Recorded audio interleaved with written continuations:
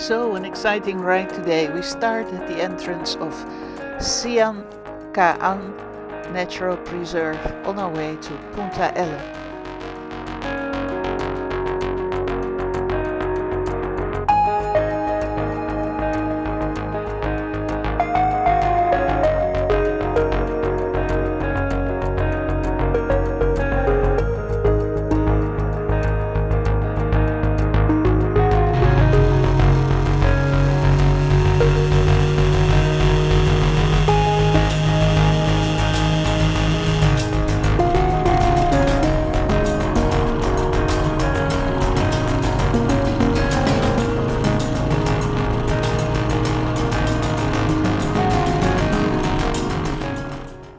Hi viewers, so I'm in Sian Ka'an Natural Park at the end of the hotel zone in Tulum, and there's an unpaved road of 45 kilometers according to Google Maps going to the Puebla Punta Allen. I had no idea what to expect. I knew the road was unpaved, and as you can see here it's pretty easy to ride. There's a lot of gravel, but that's about it. But believe me, later on in the video the road will get very bad because of the rain, the potholes and the gravel and the mud. It was quite an experience to ride it because it was my first real long stretch of off-road in Mexico, and on the BMW. I mean, I've done off-road on the Kawasaki Dominar, which was horrible to do. This was my first get to know my bike off-road in Mexico, and the road continues for hours and hours. We actually stopped halfway to see if there really was an end to it, because it seemed to go on and on and on. And here there's still some traffic like cars, and we even got a brave person on a bicycle. But in the end there's not much traffic, let alone any traffic, and it felt very desolated to ride, but it has some spectacular views. I mean, the road came with so many surprises, and that made it worthwhile to ride. So enjoy the ride to Punta Allen.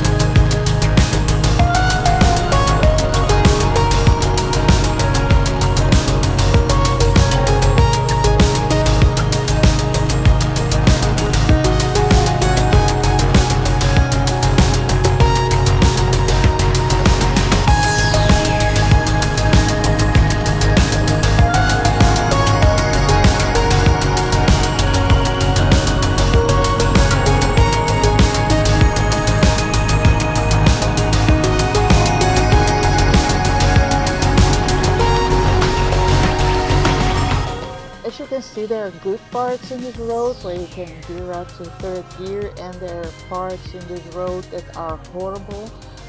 The thing is, once you're in the bumpy part, it is hard to get out. Here there's still a lot of road to avoid the bumpy parts, but later on we will get to parts where there's hardly any flat surface to ride, and it made it very difficult to, especially when it's mud. I mean, everything's slippery and loose rocks, and it needs a lot of balancing, and once you're in a bumpy area, it was very hard to get out. So I think for every nice stretch like this, every bend in the road or something came with a lot of potholes, as you can see here, and they don't look so deep in the video, but some of them were actually like 20 centimeters or more deep, and they stretched. They were long, and it was difficult to get around some of them.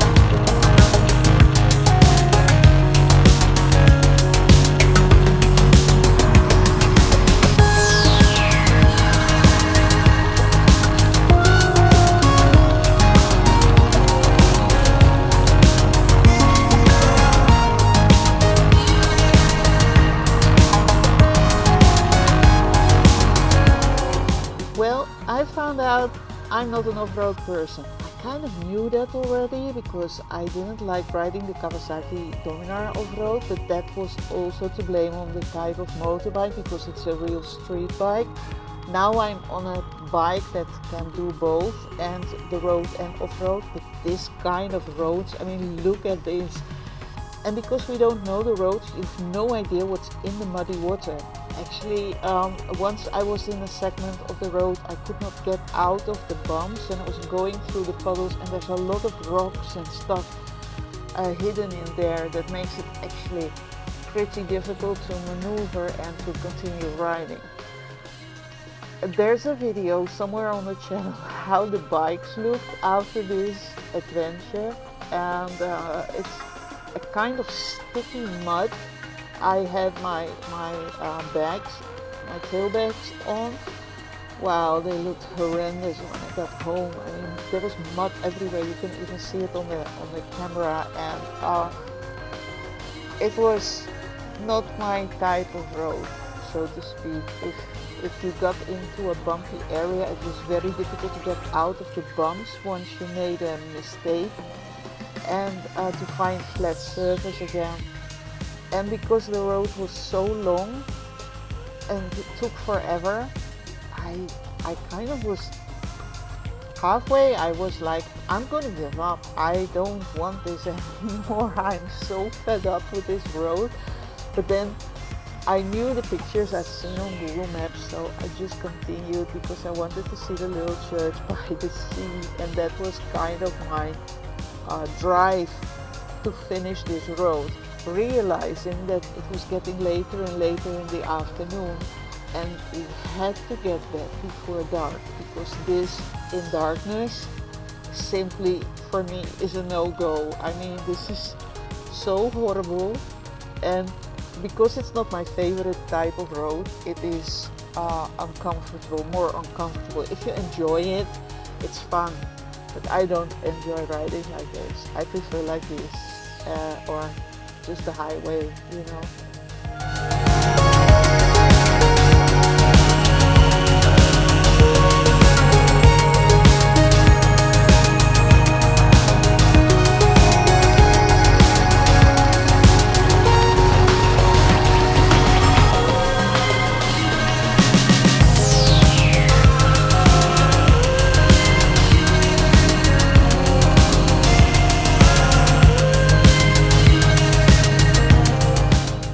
Another thing I learned is that riding on a road like this with a lot of shade of the trees, it's very hard to see ahead where the potholes really are, and because of the shadows, they make it kind of difficult to calculate. And sometimes I was avoiding non-existing potholes because of the shade of the trees. That especially happened in the drier areas. I mean, the sun reflecting in the water, that made it easy, but in the drier areas sometimes I got totally lost because of the game of shadows and light on the road.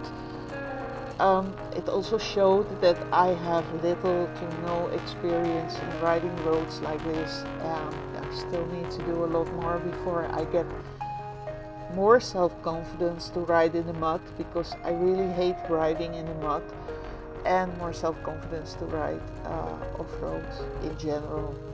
But keep hanging in there. There is something amazing coming up in a little while that makes you forget this part of the road.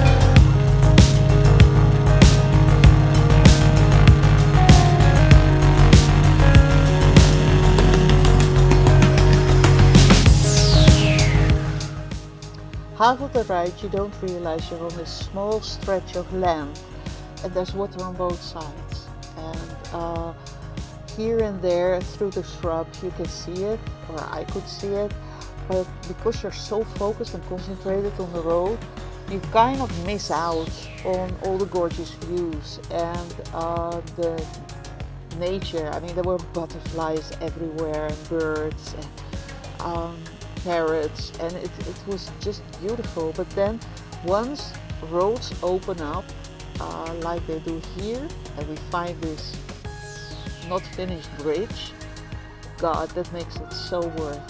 Enjoy the view.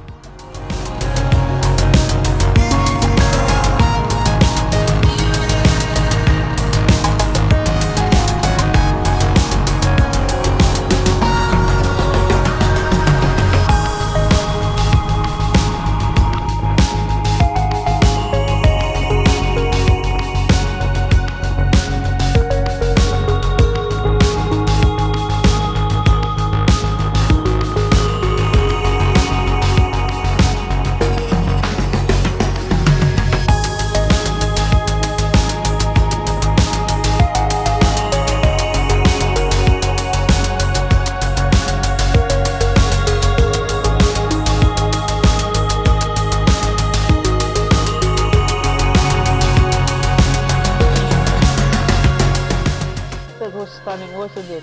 And it gets better from here on. Look at that sea. I mean, that gives so much air and that gives so much awe.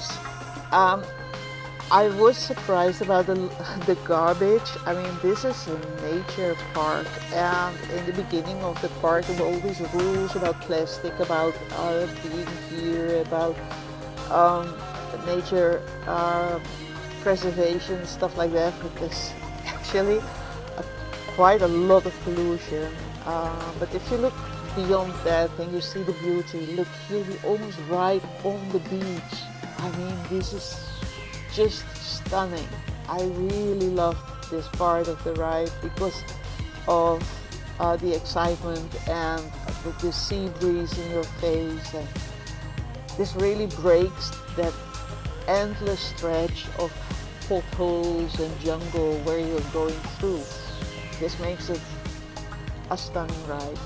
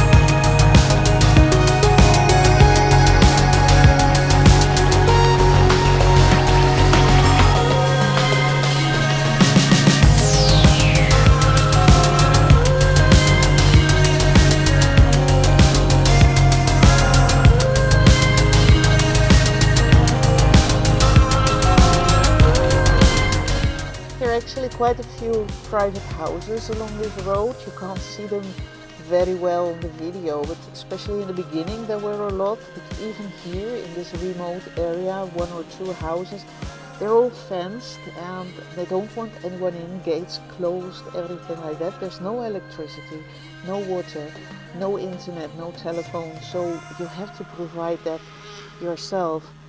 And the road just continues and continues and continues, and the various stretches of good roads, shifting your gear up to third and making some speed, and then there you are again in a whole stretch of water, mud and potholes, and you have to shift down again to get through that.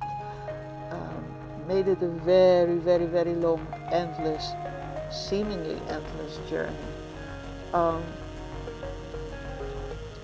And without the views, like I said before, most of the road is like this, so it's pretty boring, right? I mean, it's nice, and there's this occasional butterfly, like I said, and there's birds, lots of birds, but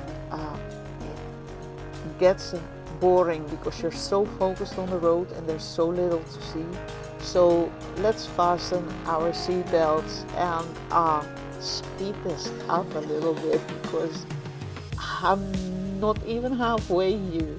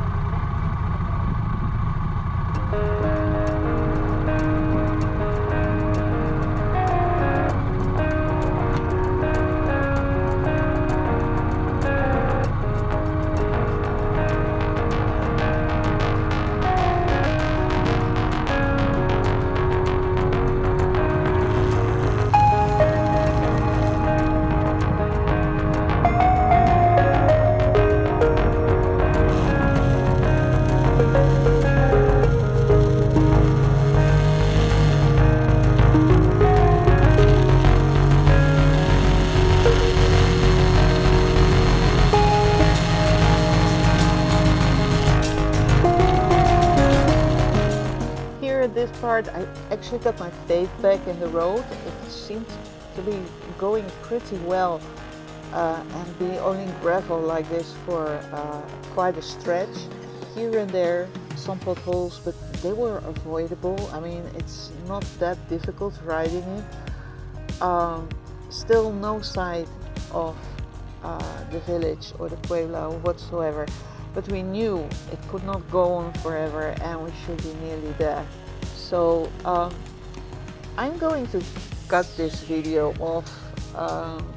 There will be wrong.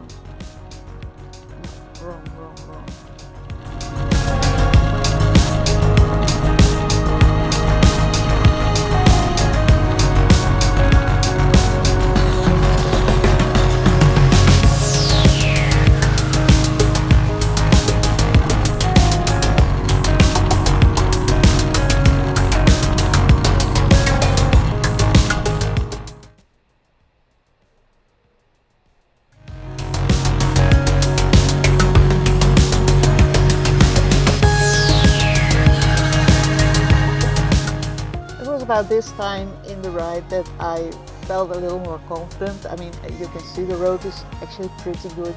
Here and there are stretches with potholes, but nothing very serious, easy to avoid. Although I was very tired and still wondering where's that stupid little Puebla I'm heading for. I'm going to do the video of the Puebla in part 2 because this still a long ride from here, and when we arrived in the Puebla I was so shocked by the quality of the roads there that I forgot to film. Actually, it's pretty hilarious because there was no road, it was only water when we arrived. And like I said before, you don't know what's in the water, where the rocks are, where the deeper potholes are. The people in the village know because they ride those roads every day, but we don't. So for me it was very challenging. Thank you for watching. I will be putting up a part 2, the actual walking around in Punta Allen, and then the departure and riding back before dark to Tulum, because we really wanted to get out of this area before dark. And because it took so long to get there, it's quite exciting if we could make it or not. So coming up soon, part 2 of this long ride to Punta Allen. Thank you for watching. Punta Allen.